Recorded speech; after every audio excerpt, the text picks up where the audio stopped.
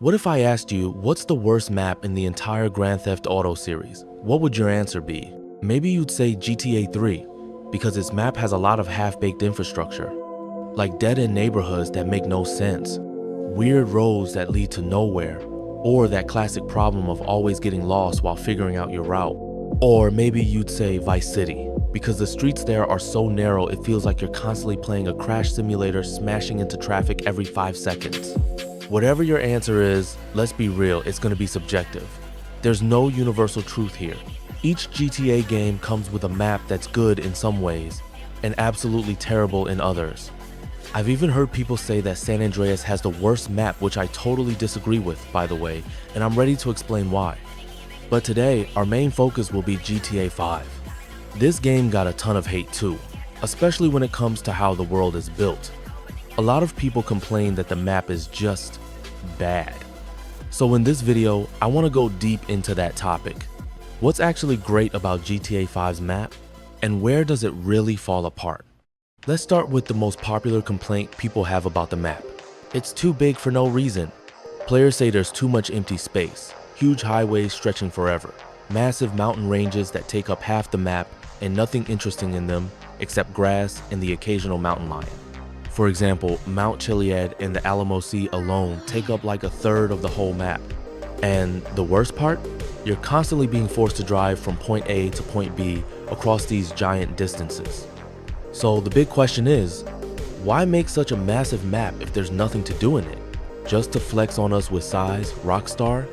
Personally, I don't agree with that take at all. I don't think the map is empty for no reason. In fact, I think it makes perfect sense.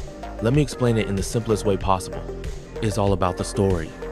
If you've played GTA 5, you know that Michael and Trevor live very different lives.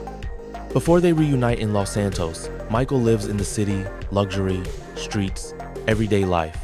Playing as him gives you that pure urban vibe. Then suddenly, you switch to Trevor, and boom, you're thrown into the middle of the desert. That switch alone adds crazy variety. Trevor doesn't just live outside the city, he's way out in the desert. And even though the in-game distance between them isn't that huge, Rockstar made the map feel huge on purpose. They wanted to create the illusion that Trevor and Michael were living in completely different worlds, and that illusion works beautifully. Can you imagine if there was no gradual transition? Just 1 second you're in the suburbs, and the next boom, welcome to the desert? Like, do you want it to look like this? That would ruin the vibe completely. Think back to the first time Trevor drives into Los Santos. I remember as a kid, when I played the game for the first time and didn't know the map by heart, I was blown away by how far it felt. Coming from sandy shores and rolling up on the city skyline, it felt like Trevor came from another universe entirely. Okay, I'm exaggerating a bit, but you get what I mean. Now imagine if they made the map smaller. Let's say they removed the mountains between the desert and Los Santos, and added another city in the north bigger than Paleto Bay, for example. That's an argument I've seen online. But here's the problem doing that would completely ruin the immersion. Adding a second city might sound cool on paper, but in reality, it would just break the flow.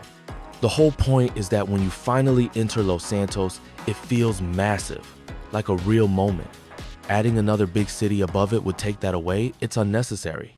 As players, yeah, we've all had to go on those annoying 12-kilometer drives. And sure, the first time around, you've got those cool character dialogues playing in the background, but when you're replaying the game and already know every single word by heart, it honestly starts to feel like a chore. In terms of replayability, GTA 5's map isn't exactly the best fit for single player. I think most people would agree with that.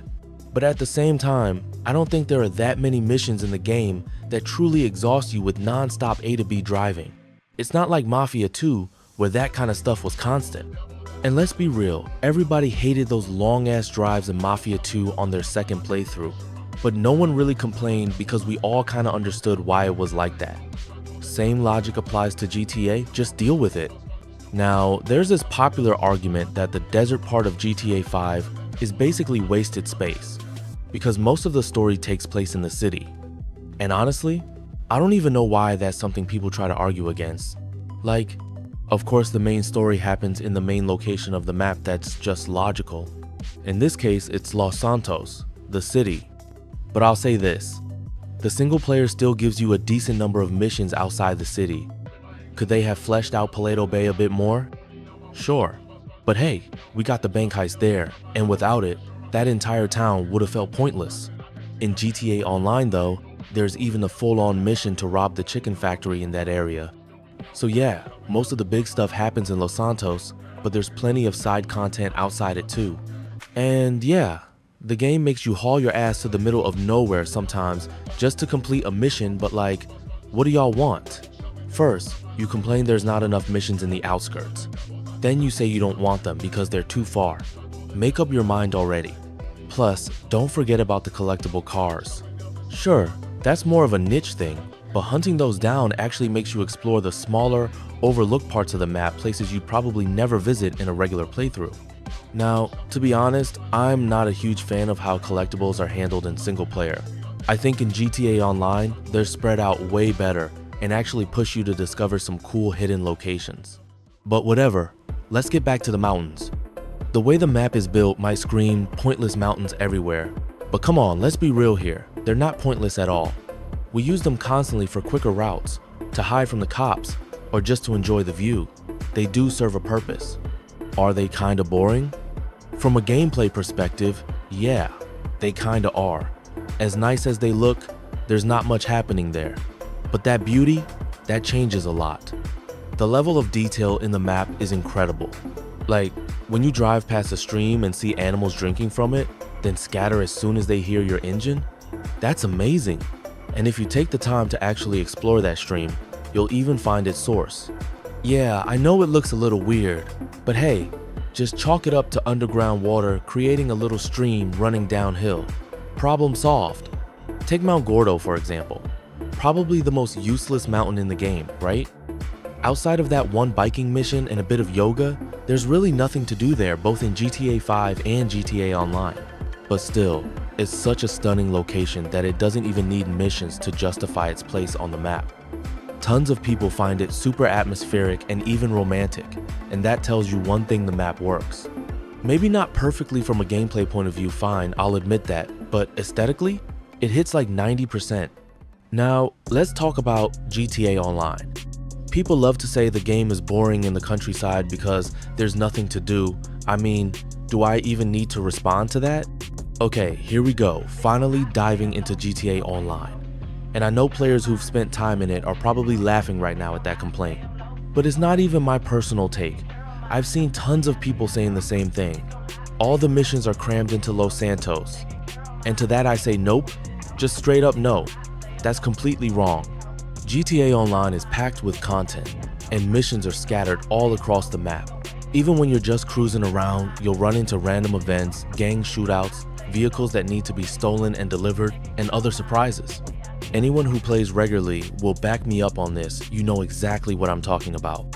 And that's not even mentioning the fact that you can buy property out in the middle of nowhere. Yeah, I get it, some people say that's pointless and it's better to own stuff closer to the city. Fair. You're not wrong. But hey, it's not like you can buy a bunker right in downtown Los Santos either. Even if you wanted to, you'd have to look further out. So in that sense, Rockstar basically forces you to visit and use more remote locations. But yeah, I'll give you this. The deeper into the wilderness your business is, the cheaper it is and the more of a pain in the ass it becomes to manage. No arguments here. This is one of the few times where complaints about long distances are totally justified. That part of the gameplay is annoying, and there's no narrative excuse for it like there is in single player. But hey, on the flip side, we've got supercars now. Stuff that lets you blast across the entire map 3 times faster than in story mode. There's also a ton of air vehicles. So really, if you're not a total newbie, it's not that big of a problem. And if you are a newbie, isn't this actually a good thing? You don't know the map yet, so exploring it should be fun. Come on guys, enjoy the ride. Here's one thing I can definitely agree with when people argue about the GTA 5 map. I do wish there were more unique points of interest or, say, just more trees. Like yeah, you can be cruising through the countryside and stumble across some cool little details. For example, this anti-landslide structure. How often do you even notice it? But it's there. Or that low-key police station. Or maybe it's more of a private security building, who knows? You do come across these kinds of things, but not as many as you'd want. Same goes for vegetation trees especially. Dude, in single player, you can slap on some mapping mods that add juicy, vibrant trees, and it all looks so much better. Not only does it feel natural, it just looks amazing. And you know what? I get it. On last-gen consoles like PS3 and even PS4, Rockstar had to tone stuff down for optimization. Totally fair. But come on, Rockstar. We got the enhanced version now. You guys already touched up the graphics here and there. Why not take it a step further just once and add something extra? Like, I don't know, more trees? And don't tell me it messes with mission scripts or something, cause I played with heavy vegetation mods and never once had any issues during missions. It's literally just a matter of copy-paste, even if only for single player. I get that in GTA Online it might mess with scripts or cause bugs, but in story mode? Nah, that's not a problem. Okay, yeah, it might look kinda dumb if the map in online is bare while single player is all lush and green, but honestly, so what? I'm just venting at this point because these are the kinds of dreams that never came true. Anyway, I really want to hear your thoughts on the GTA 5 map. Do you think it's actually good? Or do you see it as a failed Rockstar experiment? For me personally, and this is just my opinion, the San Andreas map is still the best one they've ever made. Sure, that game had dead zones too, but no one really cared. They never felt like a problem. If you wanted, you could go explore those areas just for the vibes, like sightseeing. But the thing is, in San Andreas, there were just way fewer of those dead areas. The story actually took you all over the map. Los Santos, the Badlands, the countryside, San Fierro, the Las Venturas desert, 3 totally different cities, all playable and integrated perfectly into the gameplay loop. I really hope they go for something similar in GTA 6. We already know there'll be multiple decent-sized cities. That's confirmed. What's not clear yet is how those cities will be used. So fingers crossed.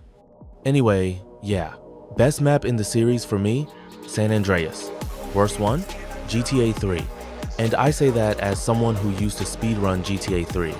Learning the map was hands down one of the worst experiences I've had in any GTA game.